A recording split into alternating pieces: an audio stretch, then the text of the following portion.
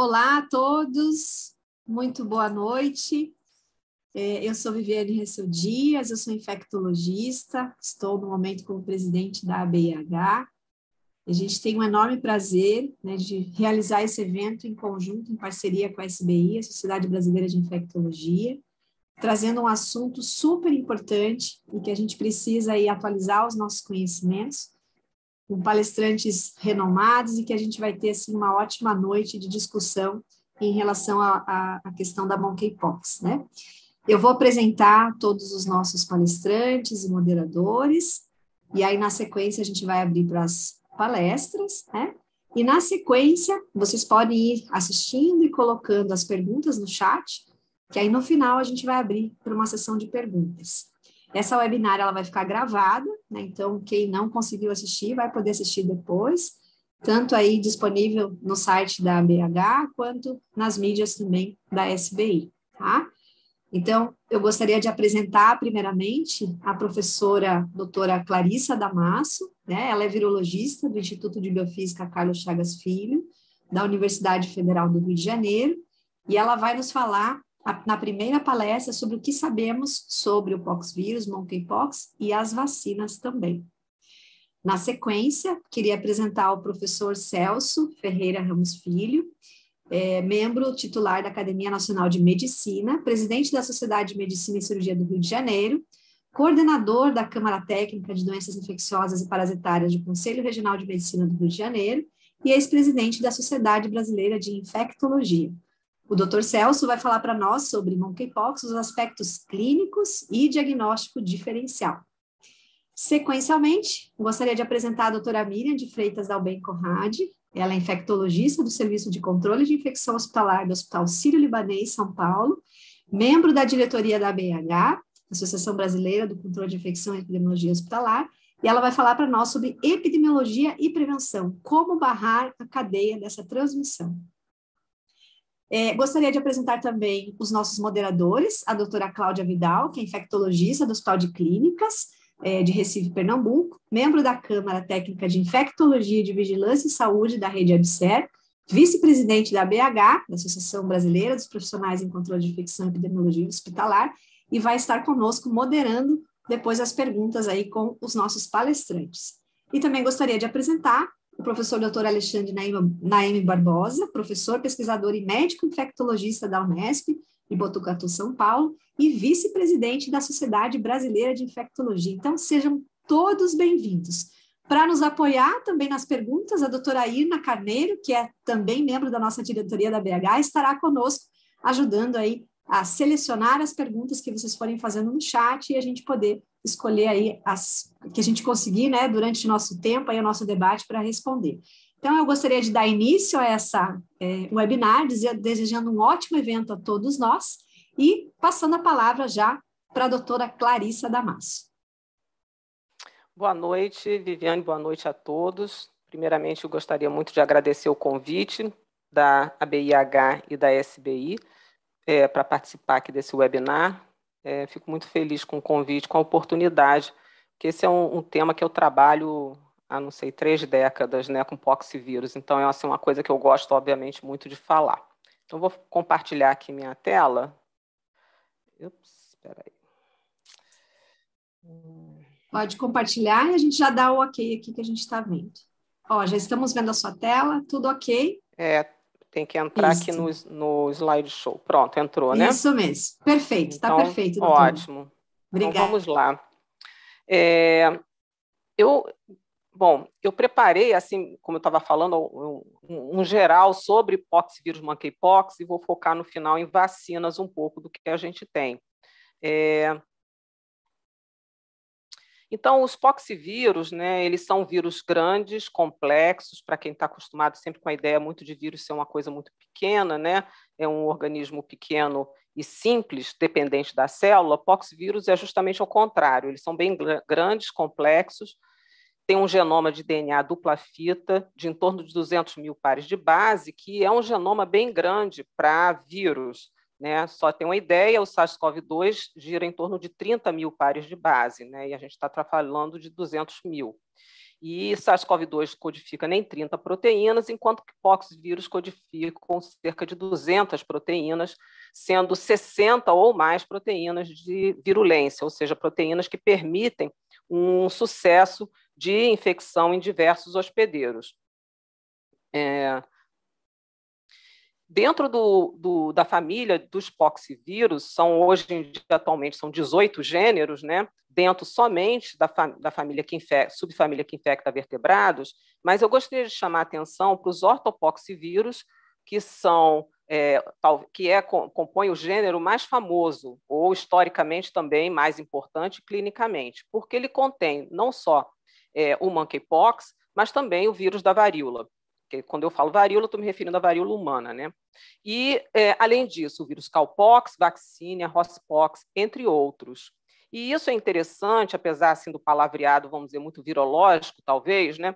Mas isso é importante para a gente poder compreender até mesmo se as vacinas vão funcionar ou não, os testes moleculares, porque esse gênero ortopoxvírus, na verdade, é como se fosse um grande guarda-chuva que abriga várias espécies virais que apresentam entre si tanto reatividade quanto proteção cruzadas. E isso é muito importante. Tanto é que a infecção por um vírus, um ortopoxvírus, vamos dizer, o monkeypox, protege contra a varíola. E a infecção com varíola protege contra todos os outros ortopoxvírus. Então, essa proteção e reatividade cruzada entre eles e proteção foi fundamental para o desenvolvimento da vacina lá em 1798 por Jenner, porque permitiu que outra espécie viral protegesse contra a doença varíola. Né?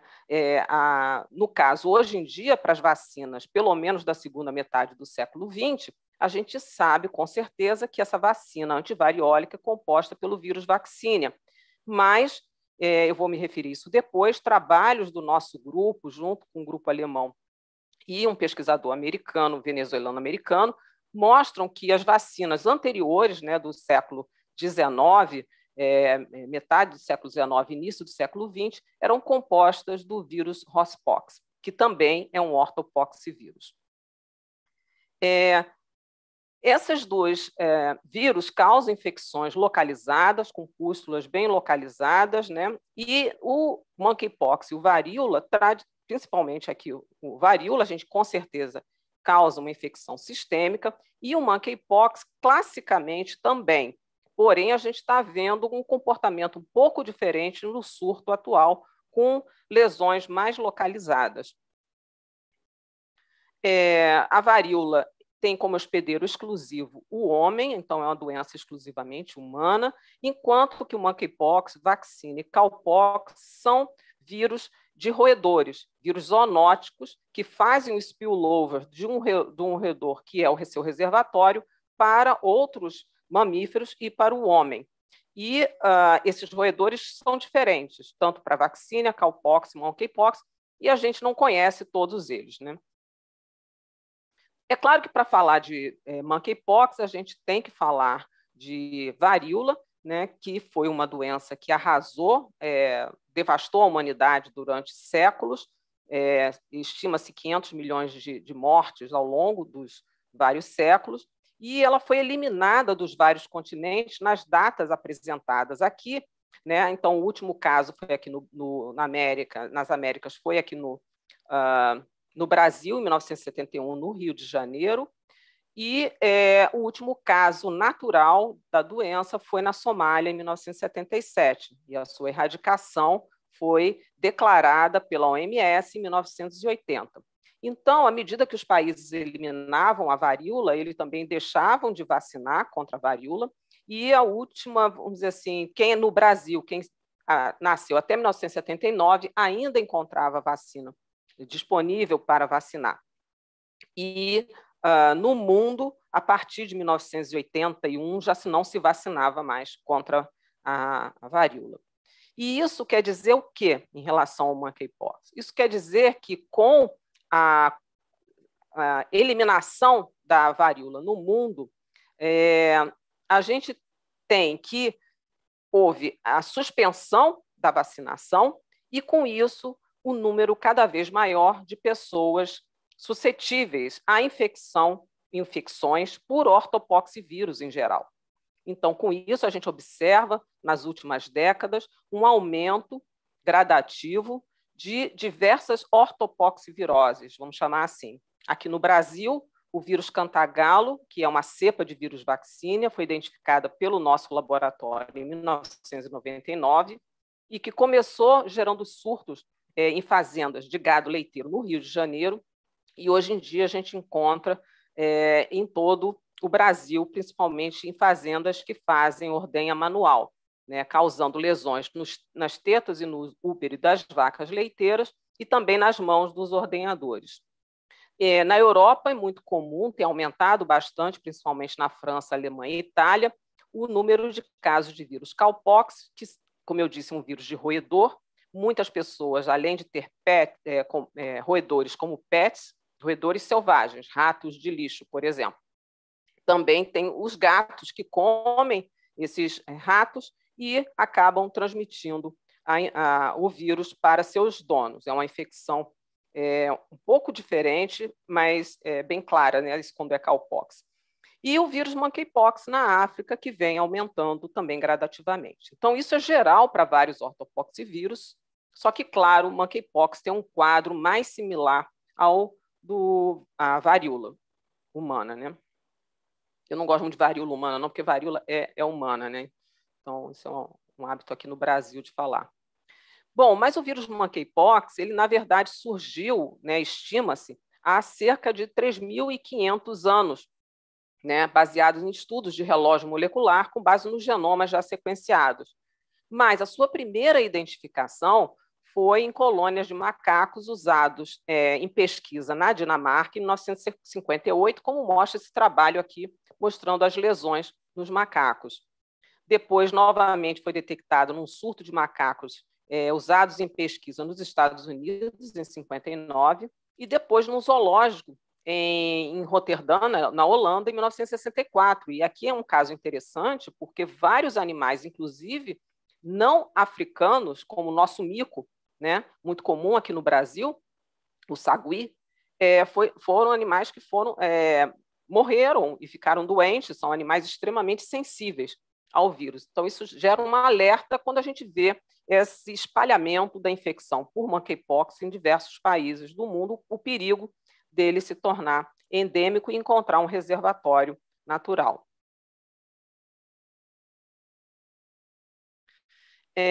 O primeiro caso em humanos de monkeypox foi na África, em 1970, e aí eu gostaria de chamar a atenção de vocês para a idade média de 4 anos nas crianças afetadas. No primeiro caso tinha 9 meses, mas a idade média de 4 anos na República Democrática do Congo.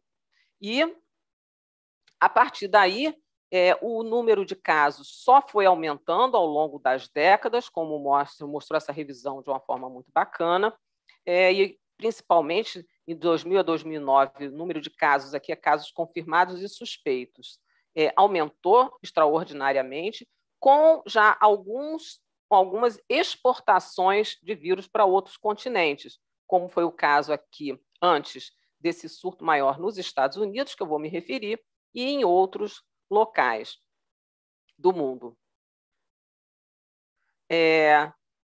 Na África, na última década, né, só vem crescendo esse número de casos. Tá? Desde janeiro deste ano, na República Democrática do Congo, já foram mais de 1.000 casos, né, com um cumulativo de mais de 6.500 casos nos últimos 5 anos, e uma taxa de letalidade até menor do que nas décadas anteriores, que era de 10%, ficou em 3,8% este ano. Só que vejam a idade média dos casos, em torno de 21 anos, no máximo até 40. Então, a gente está tendo pessoas cada vez mais suscetíveis à infecção por ortopoxivírus, então a faixa etária também está aumentando. Na Nigéria, a gente já teve, neste ano, 111 casos suspeitos, 46 confirmados, desde 2019 foram 9 mortes, esse ano teve uma morte já, e 85% dos casos abaixo de 40 anos, E eu gostaria de chamar a atenção de um caso aqui com uma manifestação clínica de monkeypox clássico, né, na Nigéria. Eu estou chamando a atenção de Nigéria e República Democrática do Congo porque os vírus que circulam são um pouco diferentes. Então, há 2 subtipos de vírus monkeypox, baseado no sequenciamento dos genomas, formando 2 clados filogenéticos. O clado do oeste da África e o clado da Bacia do Congo ou África Central. Esses nomes estão prestes a mudar por questões de não ficar estigmatizado as regiões africanas, né? Então, esse clado aqui tem uma letalidade mais baixa, de em torno de 1 a 3%, e os vírus que estão circulando no surto atual justamente são deste clado menos virulento, felizmente. E o clado da África Central é de maior letalidade, chegando a 10%. Mas eu chamo a atenção que não chega próximo à varíola, que era uma letalidade de em torno de 30%, até mais, dependendo da cepa de varíola que circulava. A cepa índia, particularmente, era bem virulenta. Em 2003, houve uma importação de casos importados de monkeypox que teve até uma transmissão sustentada nos Estados Unidos, porque uma pet shop do Texas importou uma série de ratos e roedores selvagens de Gana, na África, sem passar pelos critérios de quarentena, de fiscalização de saúde dos animais, nada disso. Importou esses animais, alguns vieram infectados com monkeypox, sem sintomas, portanto, são reservatórios, como esse esquilo aqui, e daí esses animais foram vendidos para 11 estados, pet shops de 11 estados americanos, e ficaram até em gaiolas próximas ou junto desse animalzinho, que é um chamado prairie dog, que é um cachorro da pradaria, embora seja um esquilo, que é muito comum como pet nos Estados Unidos. Com isso, 47 pessoas foram infectadas, mas o surto conseguiu ser contido. Eu chamo atenção para o tipo de lesão, que eu acho que vocês vão ver depois nos próximos, com os próximos palestrantes, que há uma manifestação um pouco diferente agora no surto de 2022. Aqui a transmissão era basicamente roedor-homem o tempo todo. E desde 2017, a gente começou a ter um número maior de casos importados da África por viajantes, né, que iam de seus países, então Israel, Reino Unido, Singapura, Estados Unidos, para a África e voltavam infectados, mas a gente não tinha uma transmissão secundária intensa, no máximo em 2, 3 casos houve a infecção de pessoas do hospital, onde essas pessoas foram tratadas, mas tudo contido, não houve um surto. Então, a situação agora realmente está um pouco diferente. Eu não sei se eu vou falar alguma coisa que alguém também já vai contar, né, do surto. Então, a gente está tendo, desde o começo de maio, um surto na Europa e já avançou para outros países, sem a característica que não se encontrou ainda vínculo com a África, e essa transmissão está sustentada, ela está conseguindo uma coisa que não é comum para monkeypox, essa transmissão homem a homem secundária com vários rounds de passagem. E o caso índice é controverso, porque era tido como sendo em 12 de maio desse surto atual, né, no Reino Unido, 2 pessoas coabitam a mesma casa e sem contato com esse caso que veio da Nigéria no começo de maio. Porém, em Portugal, 5 homens já se apresentaram ao serviço de saúde em 3 de maio com lesões. Então, o caso índice ainda não se sabe como isso surgiu. Há pessoas que acreditam que talvez ainda seja uma passagem silenciosa desde 2017. Eu não sei se eu concordo muito, mas, enfim, não se sabe. O que nós temos atualmente, atualizado ontem, é que nós temos 1.580 casos confirmados em 34 países, e o Brasil tem 5 casos suspeitos e 3 casos confirmados. Porém, vejam bem, não há óbitos. Então, a manifestação clínica está bem branda, os casos estão brandos e não há óbitos, né? E aqui somente já uma ideia da distribuição, claramente Reino Unido, Espanha e Portugal lideram, seguido do Canadá, a Alemanha na Europa, né? Seguido depois do Canadá. Eu não vou passar por essa parte, que certamente algum dos outros palestrantes vai comentar sobre os sintomas e evolução, né? Eu só queria chamar a atenção depois para a parte de vacinas, eu volto nisso, para as manifestações, claro, na fase, tanto a parte clínica, como a parte de transmissão, porque isso vai ser importante até para a maneira como tem que se fazer a contenção desses casos e se vamos aplicar vacinas ou não. O que eu queria chamar a atenção agora é para a questão das vacinas. E isso eu vou fazer um breve parêntese aqui para vocês, de que quando a gente teve, em 1980, a erradicação da varíola, vocês têm que pensar que a gente estava num cenário de Guerra Fria, certo? Rússia, não era a Rússia, era a União Soviética versus Estados Unidos. Deter o vírus da varíola era um símbolo de poder, devido à possibilidade dele ser utilizado como arma biológica. Então, em 1984, todos os estoques de vírus da varíola foram recolhidos ou destruídos, ou eles foram recolhidos para o CDC e para nos Estados Unidos e para o Instituto Vector em Novosibirsk, na Rússia, na Sibéria, especificamente. E, em 1986, a Assembleia Mundial da Saúde decidiu que todos esses estoques serão destruídos. Isso aí não tem mais retorno, isso está decidido em Assembleia Mundial. Porém, a data é que não se chega a um acordo. E, basicamente, a cada 4 anos, isso é reavaliado na Assembleia Mundial da Saúde. Em 99, foi criado o Comitê Assessor da OMS para pesquisa com o vírus da varíola, chamado ACVVR, do qual eu faço parte desde 2009. E, nesse comitê, a gente avalia as condições dos estoques nos 2 países, a gente avalia quais são as pesquisas que podem ser feitas, por quanto tempo, e avalia os resultados. As pesquisas têm que ser focadas por uma questão para um olhar de saúde pública, basicamente, melhorar diagnóstico, melhorar vacinas, quer dizer, vacinas tão eficazes quanto aquela utilizada na época da erradicação, mas que atendam aos padrões atuais de reatogenicidade, de segurança e etc. E eficácia, né? Mantendo a eficácia. E também antivirais. Então, a gente tem focos nessas pesquisas. E o que é importante, por que eu estou falando isso aqui?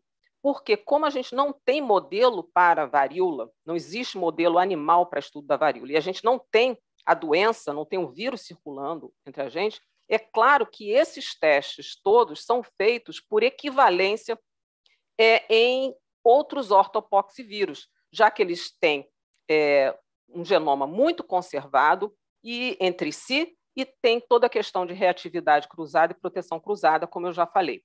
Então, graças às pesquisas feitas com monkeypox em modelo de primata não humano, vírus vaccina em modelo de camundongo, rabbitpox em modelo de coelho, e outros poxvírus, e também monkeypox em modelo de prairie dog. Então, graças a esses estudos todos, é que a gente, hoje em dia, tem antivirais para varíola e que funcionam para monkeypox, e da mesma forma vacina. Então, eu vou falar de vacinas, né, que a gente sabe que desde 1964, uma vacina antivariólica protege contra a monkeypox em modelo de primata não humano, e a OMS tem hoje em dia, por questões de biodefesa e segurança para o mundo, ele tem um stockpile de 30 milhões de doses, sendo 2,8 milhões em Genebra, que ficam guardados na Guarda Suíça, e 27 milhões estão mantidos nos países doadores, que se comprometem a mandar, se for necessário, vacinas que eles próprios utilizam. Não é a vacina velha deles, mas sim as que eles utilizam, está bem claro. Mas 1/3 desse stockpile é de vacina da primeira geração. São vacinas ainda feitas em condições, funcionam muito bem, foram as que eu tomei, quem for da minha idade, todo mundo mais velho tomou, que tomava com a pistola, né? ou com a agulha bifurcada, dependendo do país, mas que hoje em dia não atendem aos padrões nossos, porque formam uma pústula, a pessoa faz febre, enfim. Aí, com certeza, com a nossa experiência com o Covid, muita gente não vai querer. Mas a gente sabe que essas vacinas são feitas de vírus vacina. Como eu disse, todas as vacinas, com certeza, da segunda metade do século XX para cá, são feitas de vírus vacina.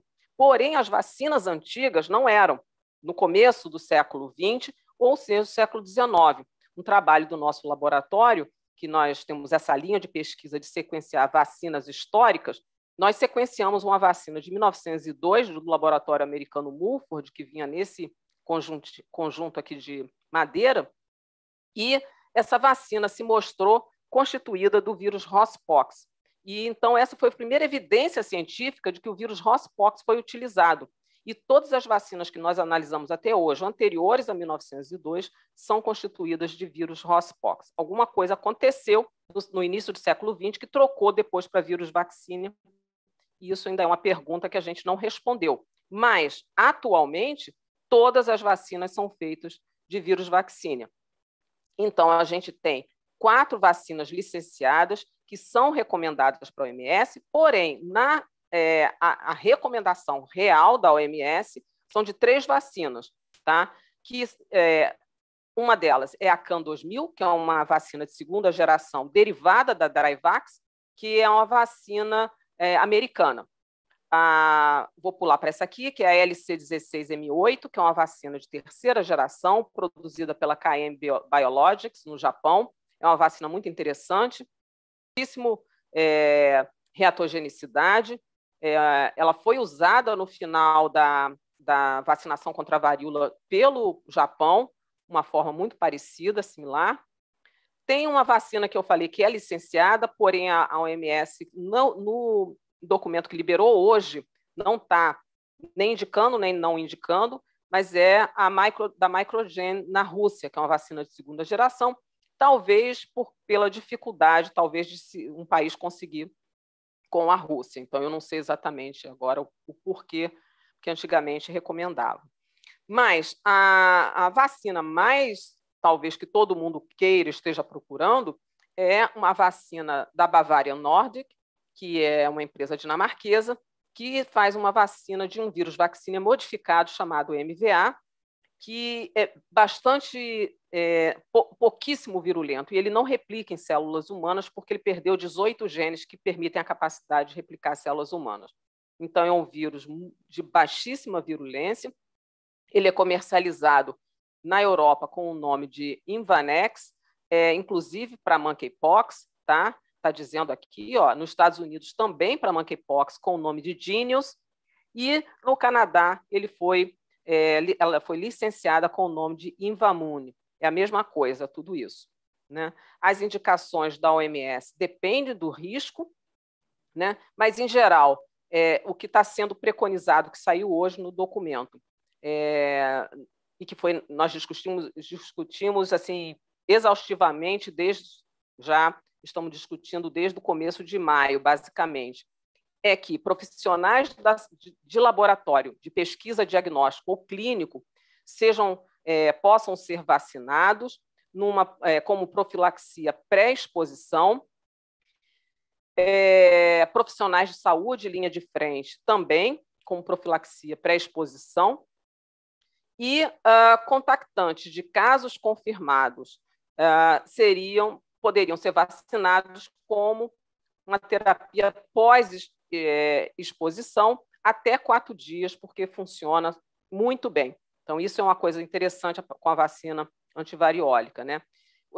Se a pessoa não tiver sintoma, esse contactante, poderia até ser até 14 dias pós-exposição à pessoa infectada. Então, essas são as recomendações e são as vacinas disponíveis, né? Há várias outras vacinas que foram desenvolvidas durante esse tempo todo que se discute o uso do vírus da varíola. A Rússia tem várias vacinas em uso, a Ospavir, que é uma vacina inativada, também da Microgen, que é usada no esquema Prime Boost. Então, faz o Prime com Ospavir e o Boost com aquela outra vacina de vírus vivo. A Teovac, que é uma vacina oral de 1977 da Rússia, que, enfim, o único problema, muita gente não vê isso sendo usado no mundo, então a gente fica sem os dados gerais no mundo. Eles têm uma vacina em desenvolvimento muito boa, que teoricamente já vai ser licenciada em 2022. Essa eu vi os dados, é muito interessante. É a Vac Delta 6, que é uma vacina de terceira geração, com 6 genes de virulência deletados. É muito interessante, os resultados são bem promissores. Vamos ver se eles vão licenciar e se vão abrir para comercialização. E existem mais de 10 vacinas de quarta geração, que seriam de subunidades proteicas ou de DNA, em desenvolvimento ou em trial. Então, todo esse programa para se melhorar a biodefesa, né, e evitar, né, ou se preparar para qualquer escape ou uso indevido do vírus da varíola como uma arma biológica, permitiu não só o desenvolvimento dessas vacinas, como também de antivirais, que eu, infelizmente, devido ao tempo, eu nem vou me referir. Tá? São esses aqui, só falar, é o TPOXX e o Tembexa, que foram licenciados em 2018 e 2021. Eu acho que eu vou terminar, porque eu não olhei meu tempo, eu acho que eu já estou em cima da hora. Muito obrigada. Muito obrigada, doutora Clarissa, pela apresentação. Vou passar agora a palavra para o doutor Celso Ramos, para seguir com a palestra em relação aos diagnósticos, a parte clínica e diagnóstico diferencial. Doutor Celso, a palavra é sua. Muito bem, muito obrigado, boa noite. É um grande prazer estar aqui. Falar depois de certamente, da maior autoridade brasileira no assunto, é uma coisa sempre complicada. Mas, enfim, vamos lá. Essa é a múmia do Ramsés V. Não, eu não sou contemporâneo dele, não, eu nunca vi nenhum caso de varíola na minha vida profissional, ou mesmo fora da minha vida profissional, e essa múmia tem algumas lesões de pele que se admite, ou se admitia que fossem causadas por varíola, mas há controvérsias hoje em dia. Como é que eu vou fazer isso ir para frente, Celso?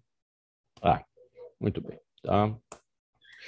Bom, a importância que a varíola teve é brutal. Um surto que houve no Rio de Janeiro, em 1887, quase 50% dos óbitos que ocorreram na cidade naquele ano foram causados por essa doença.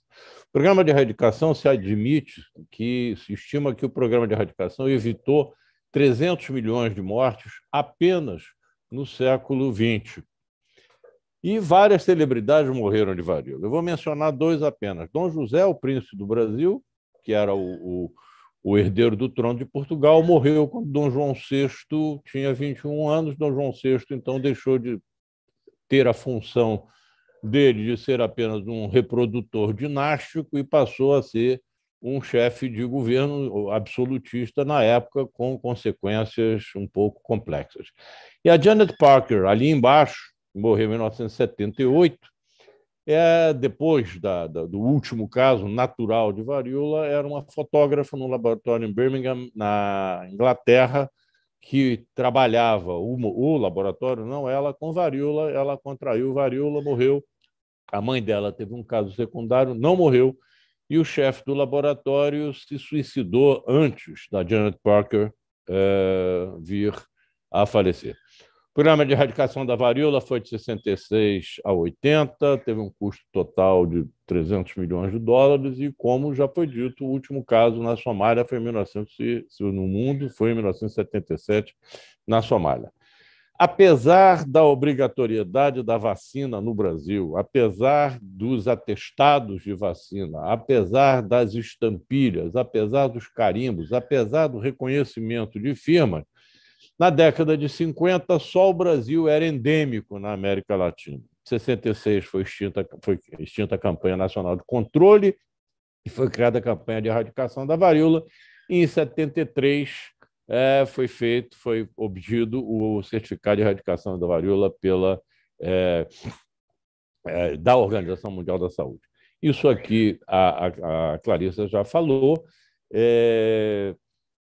a República, essa doença provavelmente é uma doença que está ocorrendo com mais frequência, com mais importância do que vem sendo dado pelos locais onde ela está ocorrendo e pela facilidade de confusão clínica com outras doenças, particularmente com a varicela.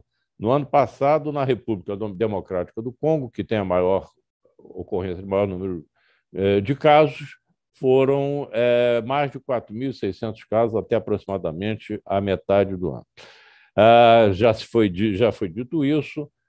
O clado 1 da África Central, eu estou chamando de clado 1 porque, como a Clarissa disse, esse nome provavelmente vai mudar por conta de estigmatização, da mesma forma que o termo monkeypox, que foi adotado, para mim, estranhamente, pelo Ministério da Saúde, vai mudar também, provavelmente, e há também um questionamento por parte de africanos pelo fato de que, sendo essa doença atualmente uma doença predominantemente em adultos de etnia branca, as demonstrações que são feitas visuais, em geral, são em crianças de etnia negra. Não estou criticando o que a Clarissa apresentou, porque ela apresentou exatamente o monkeypox endêmico ou enzooótico na África.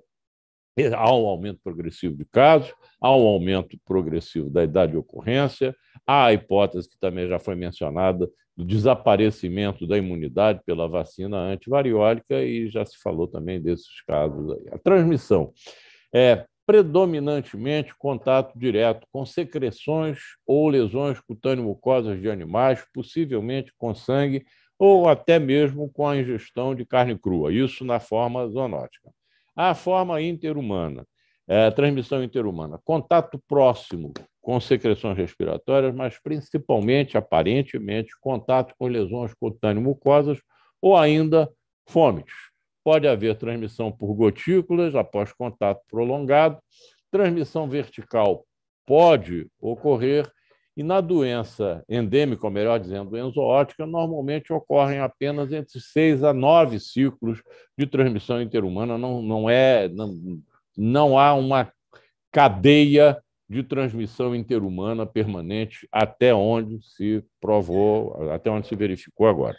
Os casos que nós estamos vendo, nós não, mas que estão sendo vistos hoje em dia no mundo, são, em grande parte, ligados à atividade sexual, mas não há evidências de transmissão sexual, não há evidências da presença do vírus em secreções sexuais.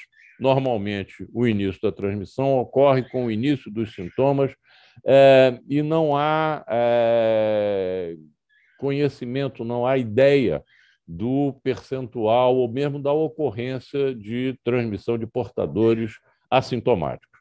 Essa transmissão pode ocorrer até a resolução do exantema, o vírus fica presente nas crostas, ele pode persistir durante muito tempo no meio ambiente, os ortopoxvírus são bastante resistentes ao calor, bastante resistentes à dessecação. Doutora Clarice, se eu estiver dizendo bobagem, me corrija. E pode haver transmissão por aerossóis quando há, por exemplo, quando se sacode lençóis ou roupas que tenham crostas que tenham persistido lá durante muito tempo. Isso permite a transmissão por fômites e a incubação oscila entre 1 a 2 semanas, podendo ir até 3 semanas. Essa é a descrição dos casos confirmados de monkeypox até a data de ontem. Eles ocorrem em todas as regiões que a Organização Mundial de Saúde reconhece, América do Norte, África, toda a Europa, aqui na Oceania. Já há casos, também não estão colocados aqui, já há casos na Ásia, há casos em Malta, há casos, se eu não me engano, aqui nos Emirados Árabes Unidos, de modo que todas as regiões do globo já foram, pela divisão da Organização Mundial da Saúde, já foram atingidas, e a Organização Mundial da Saúde está começando a se reunir para discutir se isto é uma emergência de importância internacional. De modo que deve mudar o nome do clado e possivelmente vai mudar a caracterização da doença como um todo. Isso foi o último dado que eu encontrei no Ministério da Saúde. Nós temos 3 casos confirmados, há 5 casos suspeitos.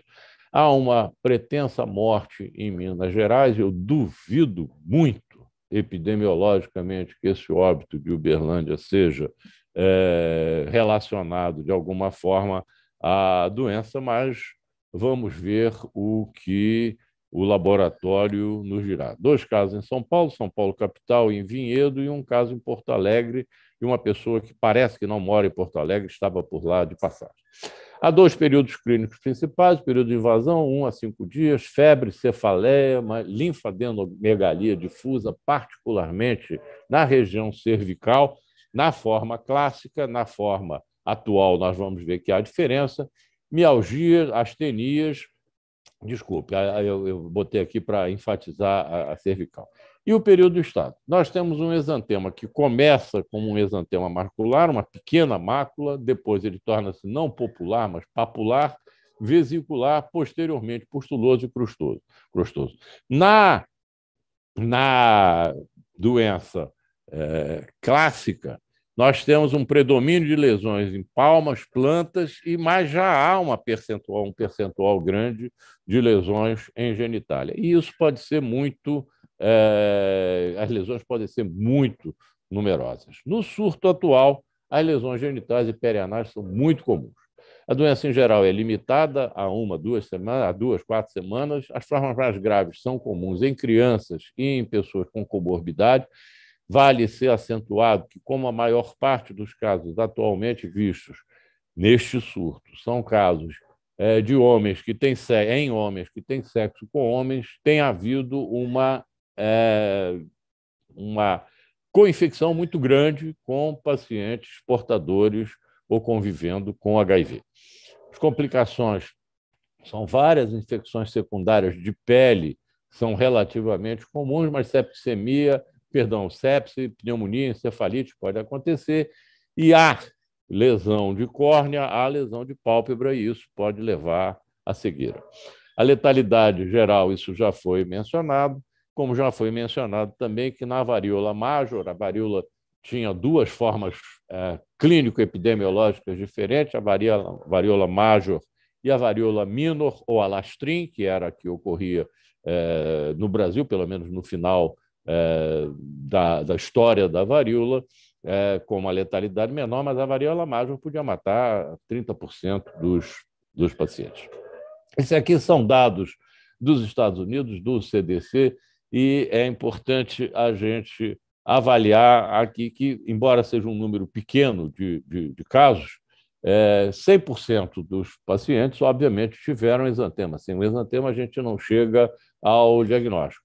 Mas as linfadenomegalias estão presentes, inguinais com mais frequência do que cervicais, a febre não está presente em todos os casos, existem sintomas gerais de outras localizações, e o exantema, as lesões de pele, estão distribuídas no corpo como um todo. É importante chamar a atenção que 35% desses casos tinham lesões perianais, 24% desses casos tinham lesões em pênis ou em vagina.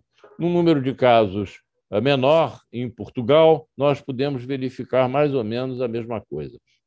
Mesma questão da distribuição de lesões anais, de lesões genitais, lesões mais localizadas e mais regionalizadas, digamos assim, e menos disseminadas, ao contrário do que ocorre na forma clássica. Para o Ministério da Saúde do Brasil, a definição de caso suspeito é um indivíduo de qualquer idade que, a partir de março, apresente início súbito de febre, adenomegalia e erupção cutânea aguda de tipo pápulo-vesicular de progressão uniforme. Isso é clássico na varíola e isso pode ser clássico na monkeypox, enzooótica, mas não está sendo clássico nesses casos. A doença, nos casos que têm sido observados, principalmente na Europa, e tem uma manifestação assincrônica, ou pode. Caso possível é aquele que tenha, além do caso dos casos, o caso provável é aquele que, além da manifestação clínica, tem um vínculo epidemiológico com o caso provável ou confirmado, ou que tenha história de viagem para país endêmico ou contato com casos confirmados de monkeypox.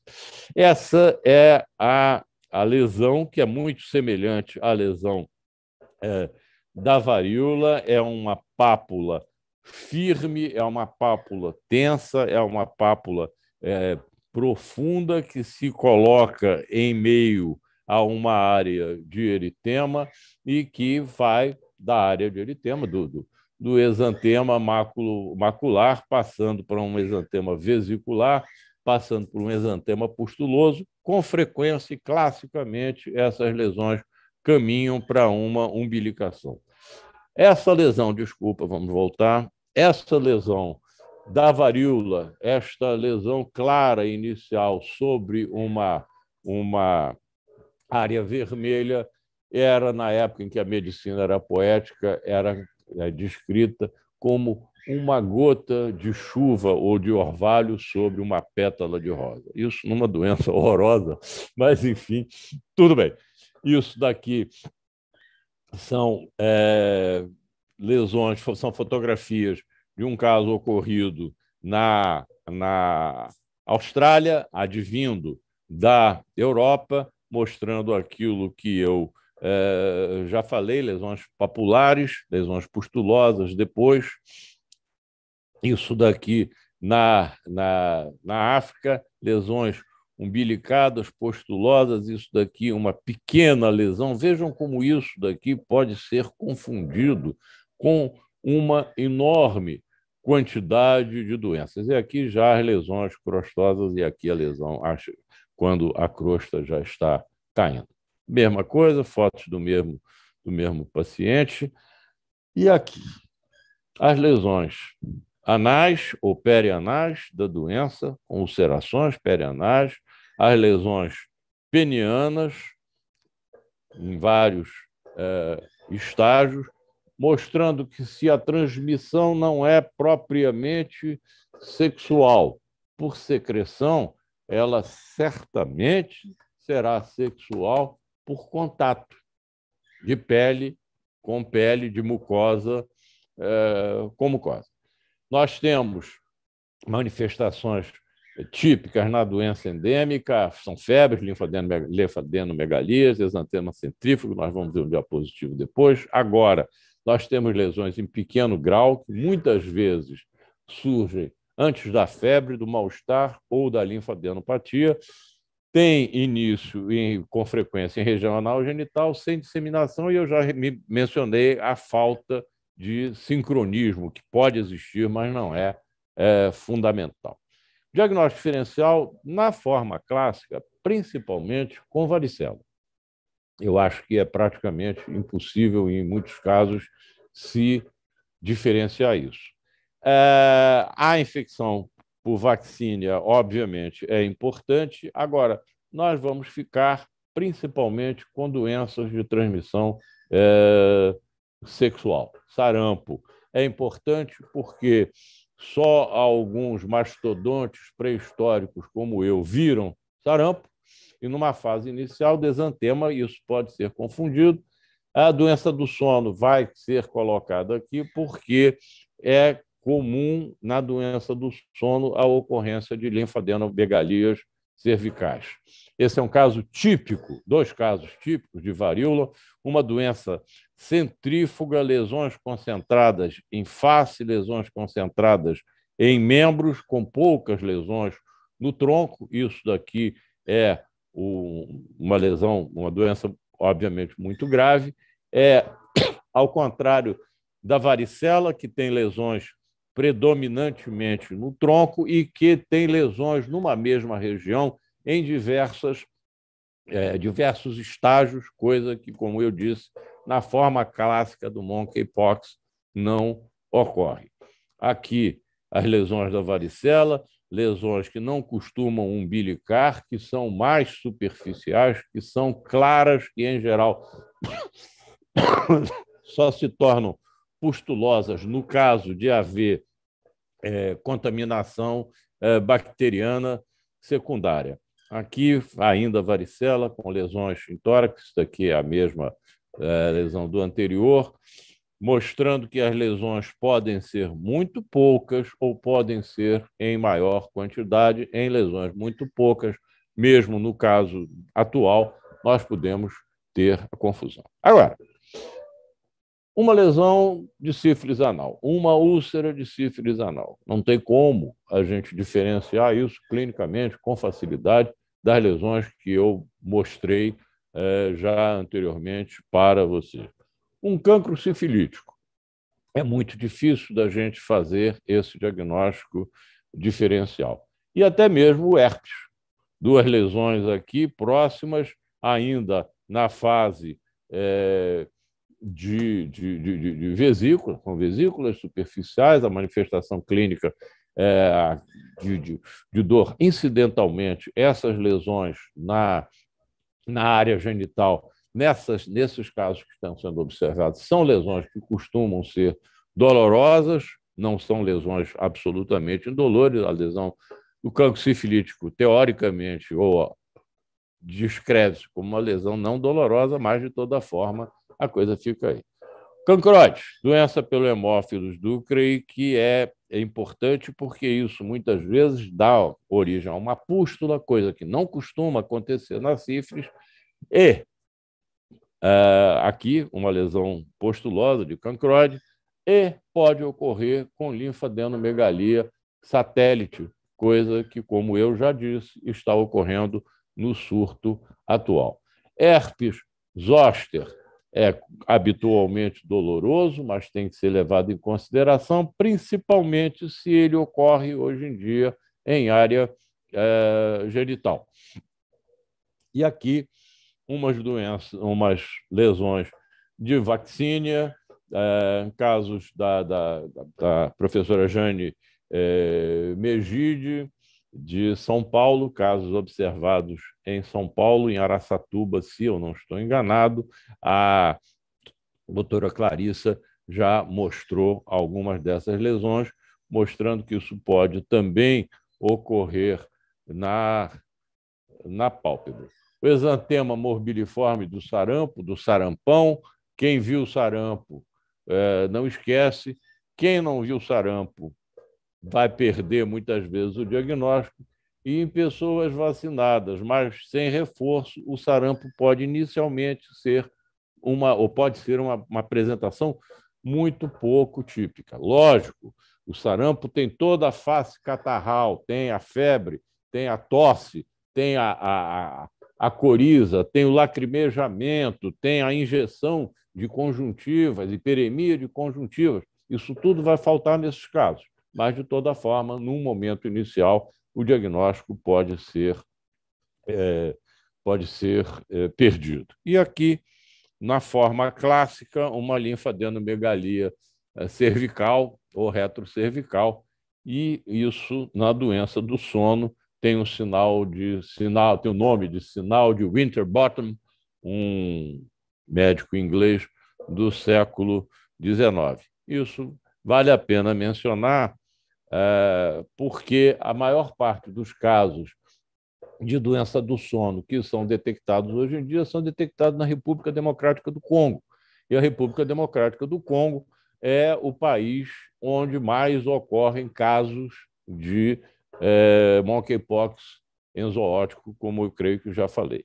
A escabiose, que também é uma doença que ocorre em região genital, que é uma doença que também tem uma transmissão pela proximidade de corpos, pode ocasionalmente se apresentar como um exantema maculopapular, inclusive com formação de uma pústula, em geral, resultado do prurido, resultado de contaminação secundária. Isso já foi falado, eu só estou terminando. Cidofovir, que nós mais ou menos conhecemos, pelo menos de nome, pelo uso em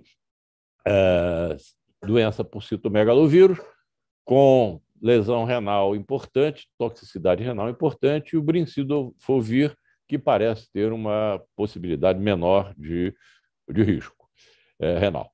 O tecovirimat, com atividades em animais, essas 3 drogas estão registradas tanto na Agência Europeia de Medicamentos como nos Estados Unidos, embora não de livre disponibilidade, e como já foi mencionado pela Clarissa, como nós não temos não há experimentação humana, e como nós não temos um modelo humano adequado para a varíola, parte-se do princípio, através de estudos in vitro e de atividades em animais, que eles atuem sobre monkeypox também. Imunoglobulina antivacina existe, não creio que exista no Brasil, mas não há comprovação de sua eficácia contra a monkeypox. Eu acho que eu terminei a minha apresentação. Espero não ter corrido muito, mas era muita coisa para ser falada em pouco tempo. Muito obrigado. Muito obrigada, doutor Celso, pela brilhante apresentação. A gente vai prosseguir aqui com a última palestra e depois a gente vai abrir para as perguntas. Então, assim, vamos nos animar aí no chat, você que está nos assistindo ao vivo aqui no YouTube, coloque as suas perguntas no chat, que a gente, depois de finalizar a palestra da doutora Miriam, a gente vai seguir aí com as discussões. Então, doutora Miriam, a palavra é toda sua. Obrigada, Viviane, obrigada, doutor Celso e Clarissa, as aulas muito boas, deixaram fácil para mim. Eu vou pedir desculpa pela minha voz, que eu estou convidada. Se eu precisar de tossir um pouquinho durante a aula. Vivi, você me fala se estiver apresentando. Já está apresentando, só colocar no modo apresentação. Aí, deu tudo certo. Já pus, foi? Joia. Já. Uhum. Então, tá bom. Então, vamos lá. Então, ficou para mim falar da epidemiologia e prevenção, como a gente barrar a cadeia de transmissão. Eu tentei buscar, na verdade, os artigos que a gente tem na literatura, né, todos muito baseados em surtos e informações que a gente acaba tirando de surtos, sobre a forma de transmissão, período de incubação e tal, e eu tentei trazer aqui para a gente discutir sobre isso, tá? Primeiro, a doutora Clarissa já falou muito bem, na verdade, né, a gente sabe que os casos em humanos da monkeypox, da varíola dos macacos, eles vêm acontecendo desde 1970, quando a gente vê aí a evolução nesses mapas, a gente vê que gradativamente o número de casos por surto ele tem aumentado, né? Então a gente vê aqui que de 2010 a 2019, mais de 18 mil casos na República do Congo. E agora, esse é o dado que eu acabei de tirar agora, na hora que a gente começou aqui, do Our World in Data, né? A gente já tem, diferente da última atualização da Organização Mundial de Saúde, que tinha 1.200 e pouquinhos casos, a gente já tem na atualização de ontem, no dia 13 de junho, 1.650 casos de varíola dos macacos notificado agora nesse surto. E o acometimento aqui, essa é uma publicação que apareceu no New England no Lancet no dia 8 de junho, o número de países envolvidos nesse surto, né, que já eram aí mais de 30 países, né, 32 países envolvidos nesse surto. E quando a gente olha o mapa de distribuição, é interessante a gente notar que inicialmente começou ali no Reino Unido, Portugal, Espanha, e hoje a gente tem, por exemplo, o Canadá como um país com um grande número de casos, né? Nessa última atualização da Organização Mundial de Saúde, o Brasil não tinha ainda confirmado o caso, ele não estava pintadinho. E é interessante a gente ver, nessa última atualização com 1.285 casos, que, na verdade, o fato desses casos eles não terem, e esse é o que a Organização Mundial de Saúde colocou no texto deles da última atualização. O fato dos casos eles não terem um link e já terem sido descobertos sem algum link epidemiológico com países africanos, que são os países que a doutora Clarissa mostrou muito bem, no qual os surtos se iniciaram anteriormente, sugere para a gente que muito provavelmente a gente já vinha tendo transmissão não detectada por algumas semanas ou mesmo por um tempo prolongado antes da gente ter notificado os primeiros casos lá no Reino Unido e em Portugal.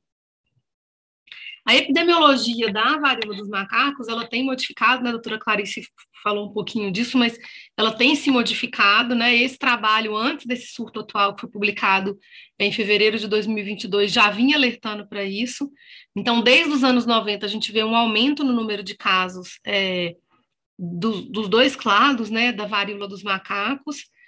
E outros dados interessantes são que, enquanto lá em 1970, né, nos anos 70, quando começaram, aqui a faixa etária dos pacientes acometidos, a gente tinha uma faixa etária muito predominante de pessoas abaixo dos 10 anos, a gente vê que ao longo das décadas, essa faixa etária ela vem aumentando, né? Então, em 2010 a 2019, uma faixa etária aí entre os 20 e 35 anos, com uma faixa etária mais prevalente da varíola dos macacos.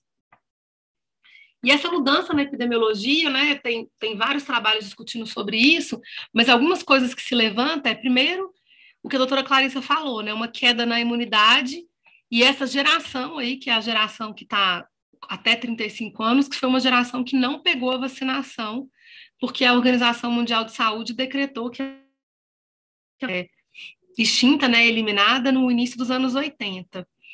Uma segunda coisa que pode mudar essa epidemiologia é realmente o desmatamento, né, trazendo o homem mais próximo do provável reservatório natural da doença e fazendo com que aumente a incidência de doença e o número de surtos pela doença.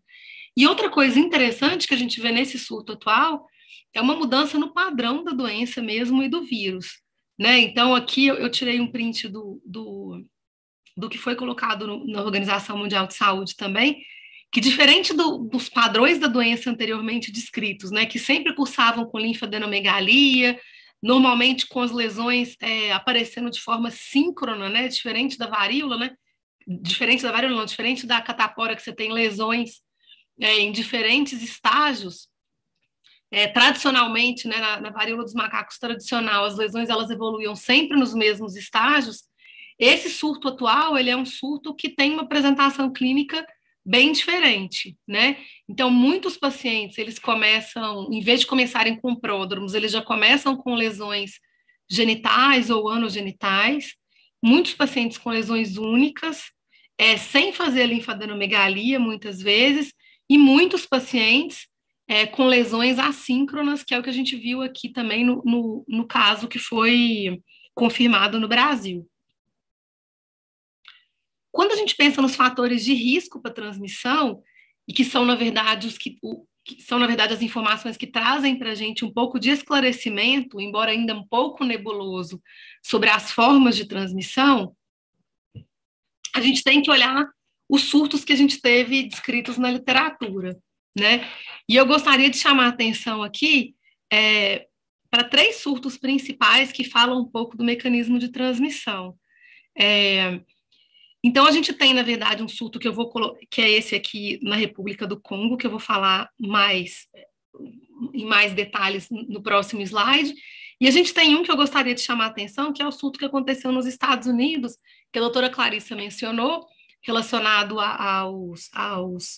aos animais selvagens que foram importados para os Estados Unidos, mas que mostrou para a gente um pouco sobre a forma de transmissão.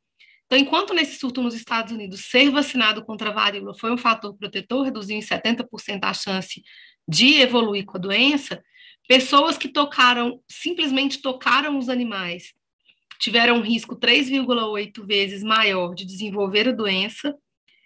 Pessoas que limparam o local onde os animais foram guardados, e mesmo pessoas que limparam esses locais sem tocar nos animais, sem chegar perto dos animais, tiveram um risco 5,3 vezes maior de desenvolver a doença.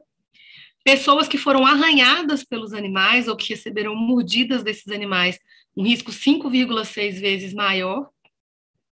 E pessoas que tiveram contato indireto com o animal doente sem tocar nos animais, né, simplesmente estando no mesmo ambiente dos animais, como, por exemplo, aqui, né, a uma distância de 6 feet, né, que seria mais ou menos 1,8 metros, sem tocar o animal ou sem tocar o local do animal, também tiveram um risco 2 vezes maior, o que é uma evidência de que existe realmente um tipo de transmissão, que é um tipo de transmissão por aerosol, que não seria gotícula, né?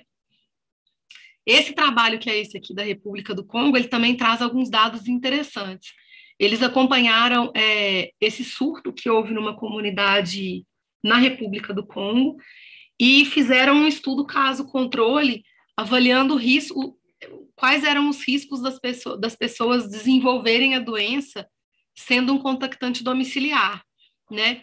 E eles viram que dormir no mesmo quarto do caso índice aumentava o risco em 17 vezes, dormir na mesma cama aumentava o risco em 12 vezes, mostrando aqui que muitas vezes, aparentemente, não é necessário só o contato físico. Beber no mesmo copo aumentava o risco em 9 vezes, e comer na mesma louça aumentava o risco em quase 6 vezes. Outra coisa interessante é que morar em uma casa com porta era um fator protetor para a introdução da doença naquele ambiente, naquela casa, né? Dormir no chão era um fator de risco que aumentava em 6 vezes o risco daquela casa ter um caso de varíola dos macacos, e já ser o responsável pelo preparo da carne do animal selvagem, ou comer a carne do animal selvagem, não foram fatores de risco, foram fatores de proteção, ao contrário do que os pesquisadores acreditavam que eles iam encontrar. E por que isso? Porque o que eles descobriram nesse trabalho foi que os casos índices, eles aconteciam principalmente em meninos em idade escolar, que eram justamente aquela faixa etária que ia brincar ali na região próxima às matas, né? E a pessoa responsável por preparar esse animal, que eram os adultos, eram, na verdade, casos secundários, mas não quem trazia a doença para dentro de casa. Quando a gente olha a taxa de ataque da varíola dos macacos, né, e o R0 da varíola dos macacos é em torno de 1,8 a 2, a gente vê nessa revisão sistemática, aqui a gente olha que quando a gente vê no geral ser contactante domiciliar, traz uma taxa de ataque de 5%, né? Então 5% de contactantes domiciliares com a varíola dos macacos. Se a gente compara contactantes domiciliares não vacinados versus contactantes domiciliares vacinados, os vacinados tiveram uma taxa de ataque de 0,98%, contra 7% de taxa de ataque dos não vacinados, né? Mostrando que a vacina realmente ela protege contra a varíola dos macacos, mesmo num trabalho aqui de 2012, tá? E quando a gente olha não ser contactante domiciliar, a taxa de ataque ela é bem menor, ela é de 2,62% contra 5%, então ela é metade da taxa de ataque do contactante domiciliar, mostrando que no mecanismo de transmissão precisa ter mesmo essa convivência mais de perto e por um tempo mais prolongado, tá? A coorte prospectiva mais legal que a gente tem publicada é essa coorte prospectiva que foi feita publicada em 1986 por esse autor, que é o autor que tem algumas publicações sobre isso, e foi uma coorte que acompanhou contactantes de 214 casos de varíola dos macacos em humanos, né? E eles eles acompanharam esses contactantes, que foram 2.510 contactantes, né, desses 214 casos. Aqui é o exemplo de uma criança que teve, e foi interessante notar que quando a gente compara os casos índices, que foram os casos de varíola dos macacos, a maioria desses casos índices eram de crianças abaixo dos 14 anos, ou 90% crianças abaixo de 14 anos, o que fala muito de encontro àquele outro trabalho que a gente mostrou, né, que os meninos em idade escolar que traziam a doença para dentro de casa. E quando a gente avalia os contactantes, a grande maioria dos contactantes, mais de 50%, já eram na faixa etária maior do que 15 anos. Uma outra coisa interessante, quando a gente olha os casos, né, a gente vê que, na verdade, uma porcentagem desses casos, quando eles fizeram o diagnóstico por sorologia, né, por coleta de exame de sangue, teve um quadro clínico que foi subclínico, 3%, né? Sem lesões, sem desenvolver lesões de pele aparentes. Então, existe uma porcentagem muito menor que outras doenças infecciosas, mas existe uma porcentagem de pessoas que desenvolvem a doença de forma praticamente assintomática. E, mais uma vez, quando a gente olha a taxa de ataque, e aqui a gente tem a taxa de ataque em pessoas com a cicatriz da vacinação da varíola e a taxa de ataque com pessoas sem a cicatriz da vacinação de varíola, a gente vê que dentre os contactantes domiciliares, aqueles sem vacinação tiveram uma taxa de ataque de 1,5%, e os com a vacinação da varíola. E os sem a vacinação da varíola, uma taxa de ataque de 12,3%, bem maior. E quem não era contactante domiciliar, uma taxa de ataque quando tinha a vacinação de 0,2% e mais de 3 vezes maior, né, de 3,3%, quando não tinha a vacinação. Então, não ser vacinado aumentava em 76 vezes a chance da pessoa desenvolver a varíola dos macacos quando ela tinha contato com o caso índice. Morar na mesma casa aumentava em 5 vezes esse risco. Morar na mesma casa e ser vacinado em 8,23 vezes, e morar na mesma casa e não ser vacinado em 17,71 vezes.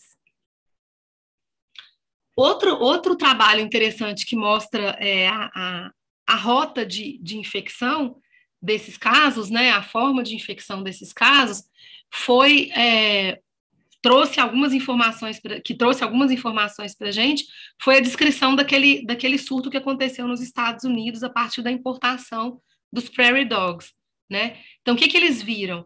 Como eu mostrei para vocês naquele slide anterior, né? Que houve rota de transmissão, tanto por pessoas que tiveram contato invasivo, então por arranhadura ou por mordida dos animais, quanto por pessoas que tiveram contato indireto por limpar a gaiola dos animais, por simplesmente encostar nos animais, ou por simplesmente ir para o mesmo ambiente dos animais, respirar no mesmo ambiente dos animais, estando a uma distância de 6 feet, que é 1,8 metros, né? E a apresentação da doença, ela foi diferente dependendo da forma. Então, aqueles pacientes que tiveram a apresentação que eles chamaram de complexa, né, com arranhadura dos animais ou mordida dos animais, foram pessoas que tiveram um período de incubação mais curto e que tiveram febre por um período mais prolongado. As pessoas que tiveram a forma não invasiva de aquisição da doença tiveram um período de incubação um pouco maior, que chegou até 13 dias aqui, e o rash já aparecendo junto com a febre, tá? Outro estudo que esclareceu um pouquinho sobre a forma de transmissão também foi um estudo que simulou em laboratório a transmissão da varíola dos macacos usando macacos como modelo, né? E eles viram também uma diferença na apresentação clínica quando esses macacos eram infectados através da via respiratória intrabrônquica ou quando esses macacos eles eram infectados através da via intravenosa. Então, igual o surto nos Estados Unidos, né, os macacos que tiveram uma contaminação intravenosa, né, que seria mais similar a do surto americano da arranhadura ou da mordida, eles tiveram febre mais precocemente e tiveram a apresentação da febre junto com o rash, junto com as lesões, né? E já os macacos que tiveram a contaminação por via respiratória tiveram a viremia um pouco antes, depois do surgimento da febre e depois do surgimento das lesões de pele, que é um pouco mais similar com a apresentação clássica que a gente vê da varíola dos macacos, tá? Um dado muito interessante, ele veio através desse surto que aconteceu no Reino Unido. Então, 2 pessoas chegaram de viagem da Nigéria, no Reino Unido, e foram internadas com lesões de pele. Um desses pacientes, que foi o paciente que foi denominado paciente número 2, ele ficou isolado num hospital e inicialmente eles acharam que era uma doença relacionada ao viajante, mas eles não suspeitaram de varíola dos macacos e colocaram o paciente em isolamento de contato. Então, usaram precauções padrão e isolamento de contato. Então, esse paciente ele era manipulado pelos profissionais da área da saúde usando avental usando avental e luvas, né? E 2 dias depois, eles identificaram que se tratava da varíola dos macacos e colocaram a máscara na manipulação desse doente e colocaram esse doente em precauções de aerosóis. E esses 3 funcionários, né, 3 profissionais da enfermagem que tiveram esse contato mais próximo com esse paciente, sem usar a PFF2 ou PFF3, né, sem usar os EPIs necessários, foram 3 funcionários que receberam, como a doutora Clarissa mostrou, a vacinação pós-exposição. Dentre esses funcionários, um funcionário acabou desenvolvendo a doença varíola dos macacos, né, foi um caso secundário, e esse caso secundário foi um profissional que trocou as roupas de cama do paciente, ele não teve contato direto com o paciente, o que ele teve de contato foi manipular a roupa de cama, ele trocou a roupa de cama do paciente usando avental e luvas, mas chacoalhando a roupa de cama sem usar máscara, né? O que mostra que realmente, igual a gente viu lá dos cachorros, né, dos prairie dogs, existe uma via de transmissão provável que é a via de transmissão respiratória. E aí vem a confusão que já começou aí, que foi a confusão que a gente viveu também na Covid-19, né? Que o CDC, ele soltou as recomendações deles, falando que a transmissão por aerosóis, ela é uma transmissão... o New York Times colocou que eles descartou a transmissão por aerosóis, mas eu vou mostrar para vocês que eles não descartaram. Eles colocaram que é uma transmissão menos provável, né? E alguns experts já foram na imprensa falar que não concordavam com aquilo por essas evidências que eu trouxe para vocês. Na verdade, quando a gente olha a recomendação do CDC, eles colocam entre os equipamentos de proteção individual aqui, ó, as máscaras N95. Então, eles recomendam as máscaras N95 como um dos equipamentos de proteção individual. É que a gente já aprendeu isso na Covid-19, né? A gente tende, de maneira didática, a classificar a precaução em ou precaução por gotícula ou precaução por aerosol. A gente já conversou sobre isso em outras lives que a gente fez, tanto aqui na BH quanto na Anvisa, né? Que a coisa ela não é assim tão marcada, né? As doenças elas têm uma gradação. Você tem um espectro de transmissão que vai da transmissão por gotículas até a transmissão por aerosol, como a doença do sarampo, né?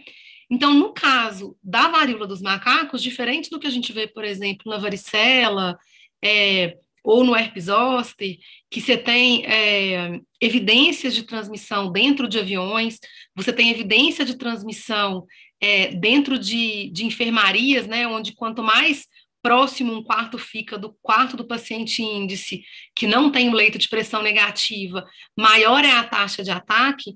No caso da varíola dos macacos, você tem essa evidência, como, por exemplo, no cachorro, no exemplo do prairie dogs, ali do surto, ou no paciente, no surto do Reino Unido, né, que chacoalhou ali a roupa de cama, que pode haver uma transmissão pela inoculação pela inalação de partículas virais, derivadas de crostas, enfim, mas você não tem evidência de transmissão, por exemplo, nesses casos que viajaram e ficaram no avião junto com outras pessoas, né?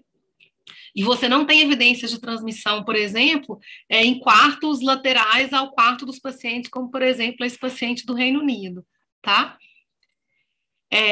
Uma outra coisa interessante quando a gente pensa na transmissão da varíola dos macacos é que a gente sabe que o vírus, ele persiste nas superfícies por um longo período de tempo, né? Quanto mais seco e mais fria é a temperatura, maior o tempo que o vírus ele sobrevive na superfície, né? Chegando em alguns trabalhos até 56 dias, mas por ele ser um vírus envelopado, a gente tem tanto aqui no EPA, né, que é o órgão que regula os desinfetantes nos Estados Unidos, ele é classificado como SARS-CoV-2, né? E a gente tem um trabalho, eu gostei de colocar aqui, que é um trabalho brasileiro, né, feito pelo pessoal da veterinária da UFMG.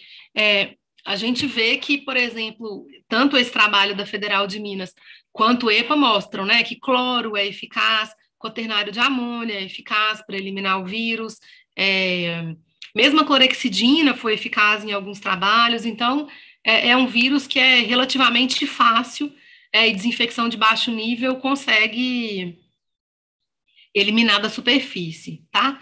E com relação ao período de infectividade, eu trouxe 2 trabalhos aqui que trazem algumas informações diferentes para a gente ver como é que a gente não tem tanta certeza das coisas assim, né? Esse trabalho que foi publicado agora pelo pessoal do Reino Unido no Lancet, com a casuística do Reino Unido, né, o cluster que aconteceu nos Estados Unidos, eles tiveram, a partir de 2 casos de transmissão por provável contato sexual, o surto, provavelmente, né? E eles tiveram nesse cluster deles também uma transmissão nosocomial para um profissional da área da saúde que atendeu o paciente sem equipamento de proteção individual. Quando a gente fala da infectividade, o que foi interessante nesse trabalho? Que eles mostram aqui dos 7 casos que eles tiveram o rash, o tempo que o rash durou, e aqui até terminar pintadinho de cinza, né? E a detecção do PCR positivo em diversas amostras. Então, nas lesões ulceradas, nas lesões do trato respiratório e no sangue, né? E a gente consegue ver que em alguns casos, eu vou mostrar, por exemplo, nesse caso 3 aqui, as lesões, elas terminam, o rash termina e o PCR continua ficando detectável em amostras do trato respiratório. Se isso significa PCR detectável com vírus infectante, a gente não sabe, né?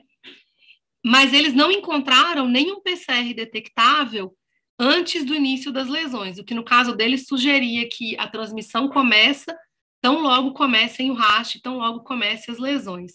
Diferente disso, a gente tem um outro trabalho que também foi publicado esse ano em maio, que é um trabalho de um surto que aconteceu na República Democrática do Congo. Nesse trabalho, diferente, as lesões de pele, elas começaram aqui ao D0 das lesões de pele, mas já havia PCR detectado tanto na garganta quanto no sangue, nos 2 dias, 1 a 2 dias que antecediam o aparecimento do rash, né? Então, nesse trabalho, eles sugerem que a transmissão ela pode acontecer 1 a 2 dias antes do surgimento do rash, tá? E com relação ao período de incubação, o trabalho mais legal que eu achei foi esse, que também foi um trabalho feito na República Democrática do Congo, onde eles acompanharam prospectivamente um surto, né? Aqui é o surto com os casinhos pintadinhos em vermelho, né? Foi um surto com um número importante de casos. E aqui dá para a gente ver, em cinza escuro, o período de incubação que eles encontraram em contactantes nos quais foi fácil para eles identificar o período de incubação, porque tiveram contatos pontuais com os casos índices, né? E aqui em cinza claro foi a revisão de literatura que eles encontraram de outros períodos de incubação descritos em outros surtos, e a gente vê que a curva ela é bem parecida, né? Que a maior parte dos casos tem um período de incubação aí que vai de 8 a 10 dias, mais ou menos, mas com pessoas com período de incubação indo até 14 dias. Quando a gente olha, esse aqui é o cartaz da Organização Mundial de Saúde, né? O que isso sugere é que a gente considere períodos de incubação tão longos quanto 21 dias, por enquanto, que a gente não tem tanta informação a respeito da evolução dos casos, né? E a recomendação da Organização Mundial de Saúde na forma de prevenção é uma alta suspeição em qualquer paciente que tenha lesões, mesmo que sejam lesões limitadas à região genital, né? E uma detecção precoce, isolamento e tratamento desses casos, né? Os contactantes assintomáticos, eles podem continuar a atividade diária, eles não precisam ficar em isolamento, mas o ideal é que se faça um monitoramento diário desses casos, que é o que a gente está fazendo aqui em São Paulo com o caso que foi identificado, e que os profissionais da área da saúde que acabaram tendo algum tipo de exposição sem equipamento de proteção individual, eles sejam monitorados, também podem continuar trabalhando enquanto estiverem assintomáticos, mas sejam monitorados quanto a sinais e sintomas por pelo menos 21 dias, 2 vezes ao dia. Uma coisa que é muito importante quando a gente fala em prevenção é a educação da população.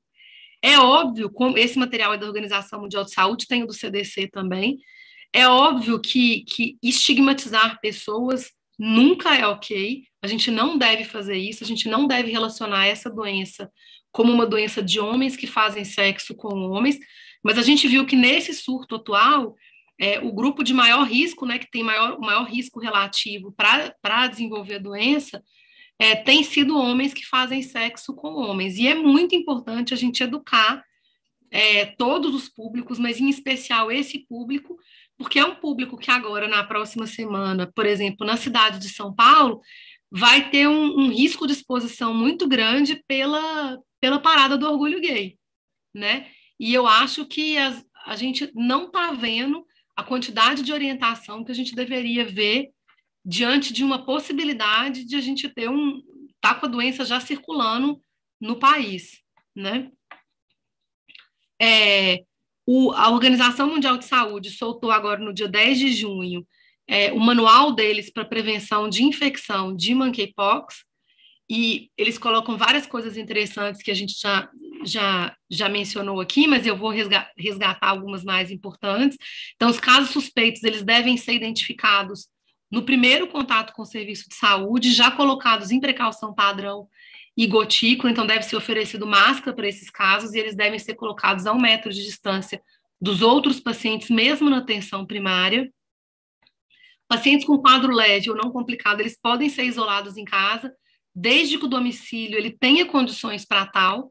Então, o paciente, idealmente, ele tem que ser isolado num cômodo só para ele, com um banheiro só para ele, o que a gente sabe que no Brasil é um problema, né? Eles devem ser orientados quanto à limpeza, manipulação das roupas de cama e ventilação. E aí a roupa de cama desses pacientes e a roupa desses pacientes, ela deve ser lavada ou com sabão e água quente acima de 60 graus centígrados, ou colocando cloro na solução em que a roupa é lavada. Deve-se evitar usar aspirador de pó e limpeza a seco, né? Por exemplo, com vassoura, né? Deve ser usado mesmo mop ou panos úmidos para limpar, para evitar a dispersão de partículas que eventualmente estejam no chão. Quando a gente pensa no controle de infecção hospitalar, o ideal é que esses pacientes sejam colocados em precaução de contato e gotícula, mas olha só, a Organização Mundial de Saúde recomenda, igual o CDC, que sejam usados respirators, que são as máscaras N95, tá? Os pacientes, idealmente, eles devem ter um quarto e um banheiro dedicado. Os sapatos utilizados, eles devem ser passíveis de descontaminação, mas eles não recomendam usar coberturas de pé. O isolamento ele deve ser mantido até que todas as lesões estejam cobertas por pele nova, e deve-se ter atenção especial aos imunossuprimidos, que eventualmente podem fazer viremia, né, com PCR detectado no exame de sangue por um tempo mais prolongado até do que a duração das lesões de pele. Outras coisas que são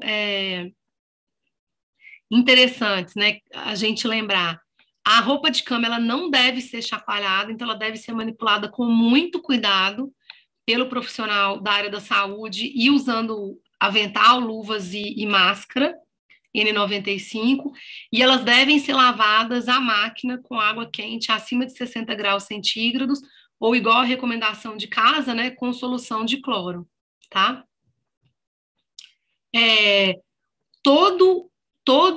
A secreção e o material utilizado no paciente deve ser tratado como material infectante e deve ir para o lixo infectante, ser descartado como lixo infectante, diferente, por exemplo, do caso do COVID.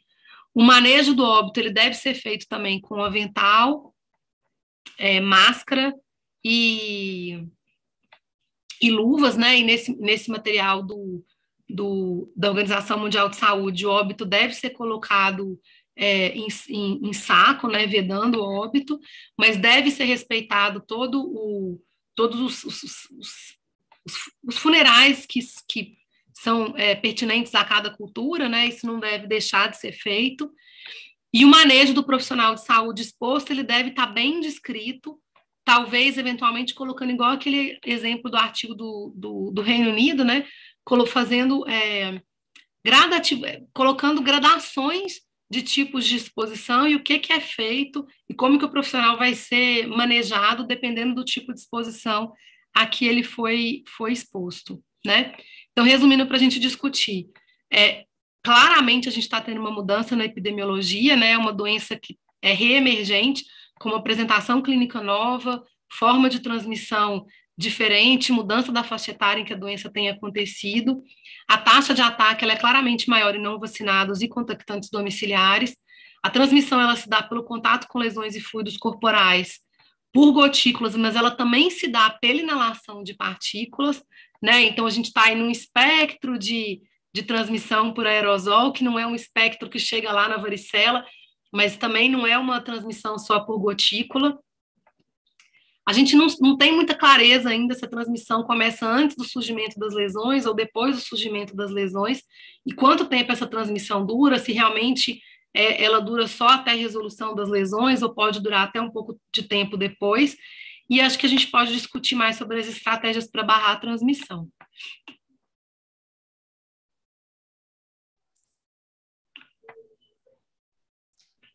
Obrigada, Miriam, pela excelente apresentação.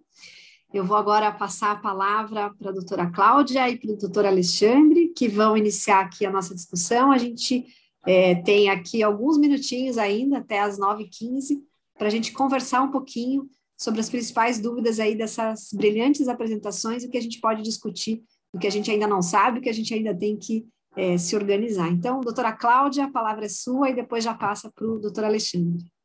Muito obrigada, doutora Viviane. Eu quero inicialmente parabenizar, né, os 3 palestrantes. Assim, estamos muito gratos, eu me considero uma privilegiada de estar participando dessa mesa hoje.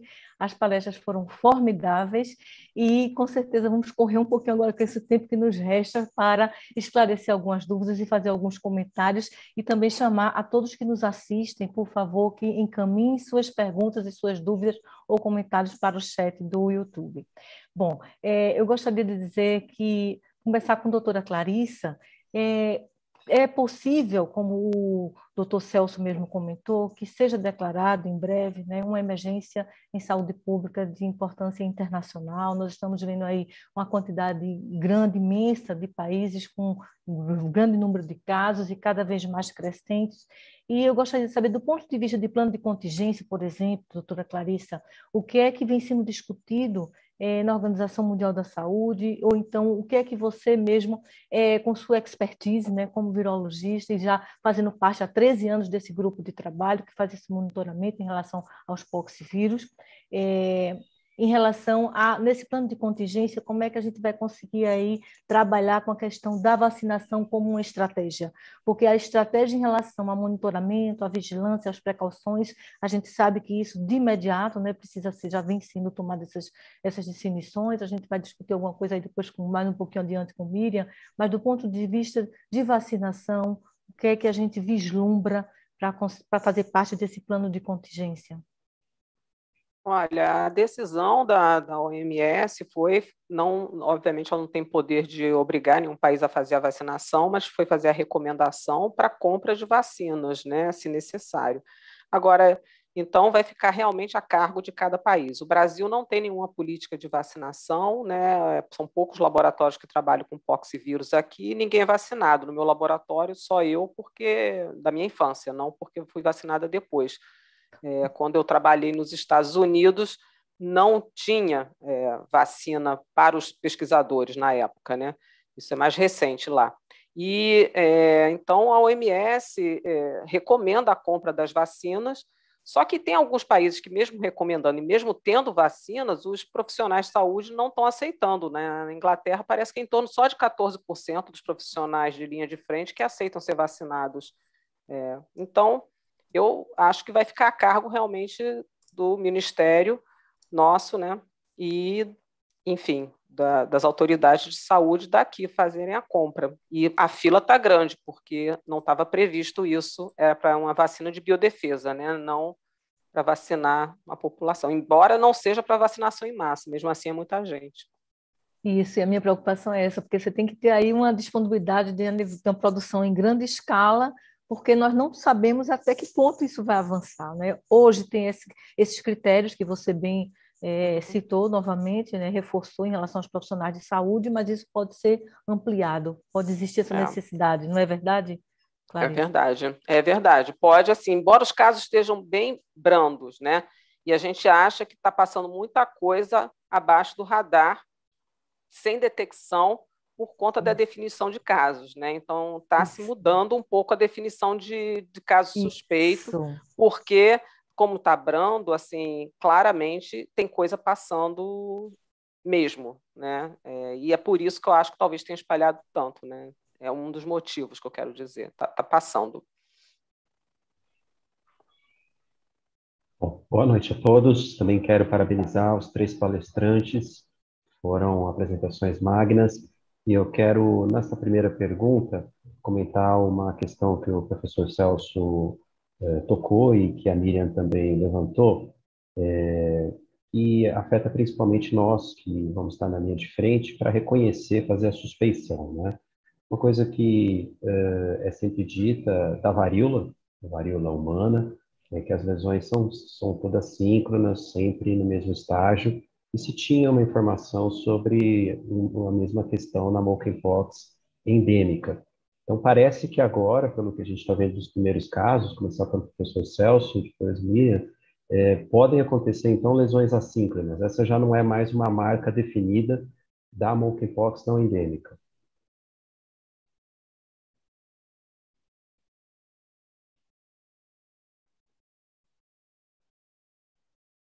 É o que a gente está lendo, né? Porque eu ainda não vi nenhum caso, e vê também nas fotografias, né? Agora, eu acho, Alexandre, pelo que eu estou vendo, a diferença que a gente vai ter, e é por isso, possivelmente, que a Clarissa tem toda a razão, deve estar muito caso passando por baixo ou melhor, por cima da trave, né, indo para fora do gol, porque não é a apresentação clínica que você esperava. Nós estamos tendo casos com lesões únicas, nós não, casos com lesões únicas, com poucas lesões. Aquelas lesões que eu mostrei, algumas delas, elas podem ser qualquer coisa, que não é uma foliculite. Entende? É uma foliculite. O caso de uma lesão única, 2, 3 e tal e coisa, isso passa por um colega que está desavisado, que não está pensando nisso daí, não verifica a história de contato sexual, não verifica a história de viagem, não verifica a presença do vínculo epidemiológico, e o diagnóstico vai embora. É ulceração genital, pimba, protocolo, tratamento sindrômico. Acabou. Tratamento sindrômico. Então, a gente trata sífilis, a gente trata cancroide e trata linfogranuloma e pronto. E está resolvido. E o paciente vai embora, não tem nem retorno, não tem nenhuma pesquisa laboratorial para isso daí. Esses pacientes na Europa estão comparecendo predominantemente em unidades de tratamento de doenças de transmissão sexual. Nós, na prática, não temos isso no Brasil. Certo? Quer dizer, esses casos vão aparecer nas emergências, esses casos vão aparecer nas UPAs, esses casos vão aparecer nos consultórios de dermatologia, de urologia, talvez no consultório de infectologia. Certo? Então, eu acho que a possibilidade de perda de casos, como a Clarissa acentuou, é muito grande. É muito grande. E se você não detecta o caso, você tem transmissão. Vejam, uma coisa fácil da gente comparar. Sífilis, né? Sífilis, que tem um diagnóstico comparativamente fácil, que tem uma clínica razoavelmente bem conhecida, que tem um tratamento bastante eficaz e, no entanto, qual é a semana que você, Alexandre, passa sem fazer um diagnóstico de sífilis? Não é? Com certeza. Não precisa ocorrer de uma forma explosiva. E como a forma explosiva não vai ocorrer, isso eu não tenho dúvida. Nós não vamos ter um novo Covid. Agora, que nós podemos passar a ter uma transmissão continuada em cadeia, isso aí nós podemos ter, eu acho. Agora tem uma pergunta da assistência, a Karen Braganolo, acho que é mais dirigida para a Miriam, que apresentou os estudos de epidemiologia, de transmissão, em relação à transmissão, que pode ser bastante semelhante à varicela, e baseado no estudo que você citou, Miriam, baseado no estudo do Congo. Seria interessante contabilizar os 2 dias anteriores ao início dos sintomas, né, o aparecimento das lesões, ou, em alguns casos, ao pródromo, que não está tão presente, para calcular o período de transmissão? Pois é, né? Quando a gente olha eu acho que sim. Quando a gente olha esse documento da Organização Mundial de Saúde, eles colocam até conclusões no final e eles colocam, dentre as coisas que necessitam de mais estudos, eles colocam isso, né? Que é o período de transmissibilidade. Eu acho que se a gente está num ambiente hospitalar, por exemplo, né? Ou se a gente está fazendo rastreamento de contactantes, eu acho que vale a pena a gente estender para 2 dias antes do que o paciente relatou ter iniciado com as lesões de pele, até porque às vezes a pessoa demora um pouquinho para perceber que iniciou a lesão de pele, né? Então a gente sempre tem que pecar um pouco pelo excesso, assim. Da mesma forma que o período de incubação, né, tem se usado 21 dias, embora a literatura, como eu mostrei, ela mostra ali que no máximo 14 dias seria o que é mais prevalente, assim, o que acontece mais. Então, eu acredito que sim. Agora, só consertando um pouquinho aí para cá, a transmissão ela não é igual à varicela, né? A varicela ela é uma doença com transmissão por aerosol, que tem diversos trabalhos mostrando em surto hospitalar, por exemplo, né, que o paciente está num leito, sem leito de pressão negativa, você vai tendo taxa de ataque nos leitos do mesmo corredor. Isso a gente não mostrou com o caso da varíola dos macacos. Então, nesse espectro de transmissão por aerosol, a varíola dos macacos está mais boazinha assim do que a varicela, por assim dizer. Me desculpe, só para acrescentar, a varicela não tem transmissão por contato de lesão, pelo menos não de forma importante. E essa é a forma principal de contato na varíola dos macacos, na monkeypox. Tá? É o contato da lesão, não é o contato de alguma forma respiratória. Pelo menos Clarissa pode esclarecer isso melhor, mas eu acho Sim, que é o principal. essa comparação não se coloca aí, dessa forma. Eu achei interessante a Miriam falar no espectro, né, de transmissão de aerosol, né? Ou, com certeza, o comentário que o professor Celso colocou é completamente pertinente. Nós temos que nos atentar à transmissão por contato. Mas, em algum grau, né, a depender, e até para a próxima pergunta que eu vou fazer um gancho, né, que nós ficamos sempre muito preocupados com os pacientes imunossuprimidos, né? Nós não temos ainda muita coisa, eu vi 2 ou 3, na verdade mais casos de relatos de infecção com HIV, mas provavelmente, pelo que eu entendi, HIV tratado, com carga viral indetectável, sem imunossupressão. Eu queria que a Clarissa ou o professor Celso pudesse comentar um pouquinho a profilaxia pós-exposição em paciente imunossuprimido. Seria algo mais indicado a ser feito? Por exemplo, paciente com AIDS, raiz mesmo, CD4 menor que 200, sem tratamento, paciente em quimioterapia. Nós temos alguma coisa disso em monkeypox? Eu não conheço monkeypox, eu sei que o paciente, o óbito que houve esse ano na Nigéria foi um paciente com imunossupressão, tá? Então, isso assim, é o que eu sei de monkeypox agora. Agora, casos de vacínia generalizada, ou porque a pessoa tinha eczema, ou porque ela estava fazendo quimioterapia e tomou inadvertidamente a vacina CAN-2000 nos Estados Unidos, já foram vários casos com isso, e tratados com o TPOXX com sucesso. Né? Às vezes só o TPOXX junto, ou sozinho, ou junto com Brincidofovir e VIG, e todos tratados com sucesso. Um foi uma criança que ficou muito grave até, muito grave mesmo, e porque ela tem eczema e o pai era da militar, foi vacinado porque ia para o Iraque e acabou atrasando a viagem, voltou para casa vacinado, a criança teve contato com a pústula da vacina, e aí fez um quadro bem grave de vacina generalizada, e ela ficou tudo bem com o uso do Tipox e do Brincidofovir. Então, assim, eu acho sempre, para minha experiência com ortopox, é o que funciona para um, quase sempre funciona para outro, porque o alvo desses dois antivirais é justamente genes de uma região muito conservada entre os vírus. Mas a pergunta se eu não me engano, é mais especificamente sobre a profilaxia pós-exposição, não sobre o tratamento. Tá. Pois é. De vacina. Aí a gente teria que ver a questão, exato, ou de vacina imediata ou da gama-globulina. Tá. Não, é porque nesse porque vacina sem imunossuprimida também não vai ter uma resposta boa, né?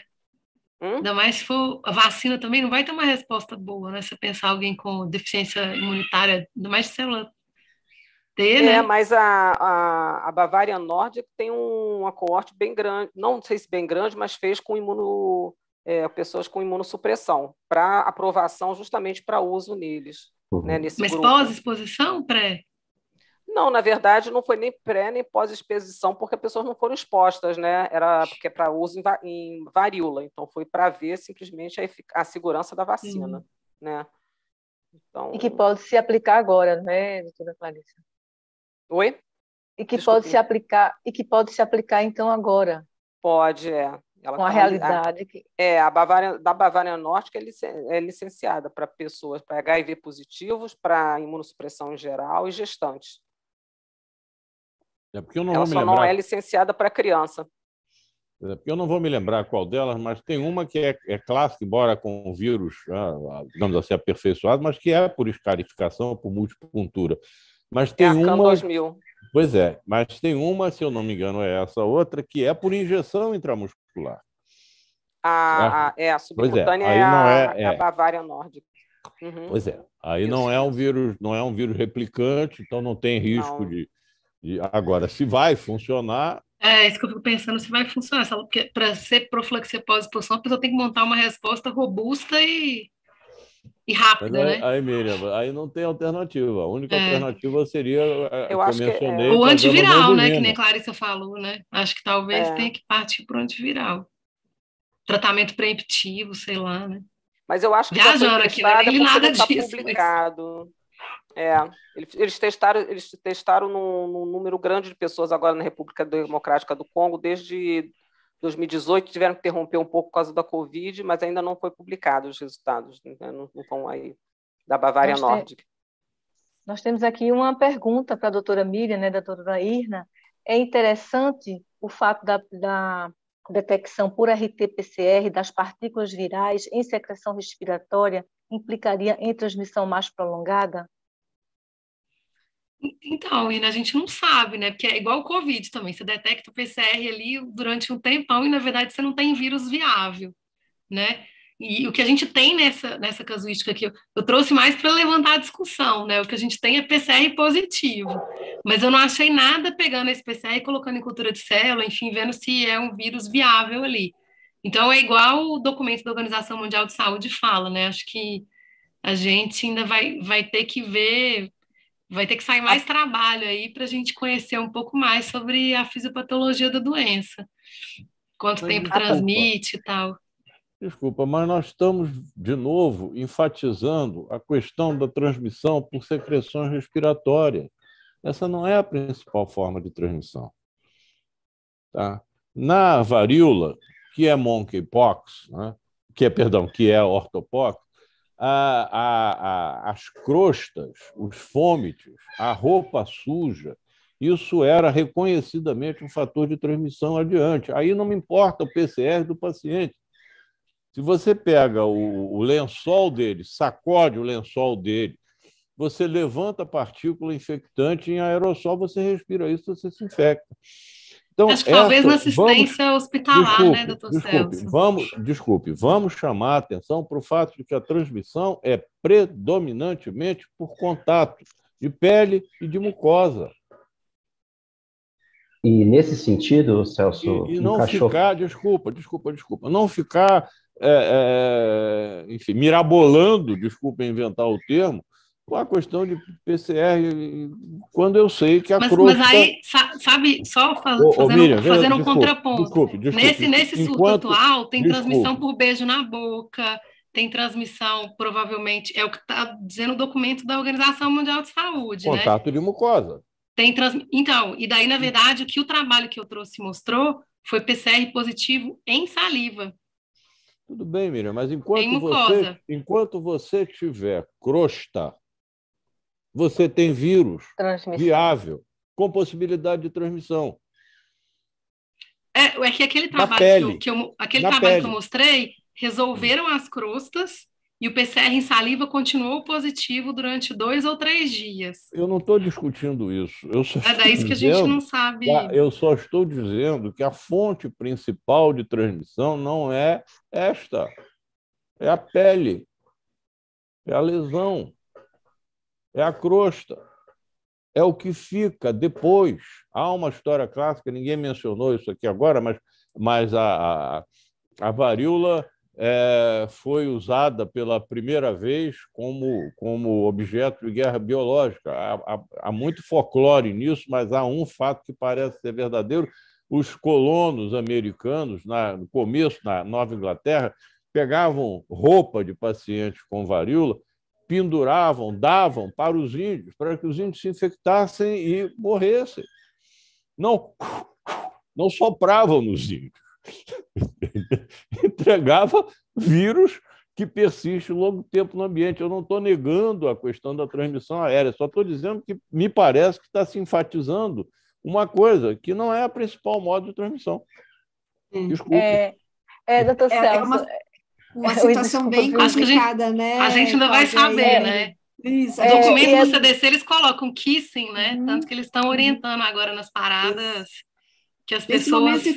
Nesse momento que a gente está bem, assim, no início, né, de várias coisas que, como o Dr. Celso falou, ninguém viveu ainda, ninguém viu a doença monkeypox, né, para a gente poder comparar, mas o que o Dr. Celso está comentando é importante, a gente precisa prestar atenção nisso e ficar de olho em todas as outras situações que vão surgindo, a experiência que a gente vai ter em relação a olhar esses casos, as questões que vão acontecendo, e a cada dia, como a gente aprendeu muito bem na Covid, a gente precisa formar esse conhecimento e essa experiência na beira do leito, que é o que vai fazer a gente ter essa segurança para dizer o que a gente está comentando aí em relação a essas questões aí de transmissão.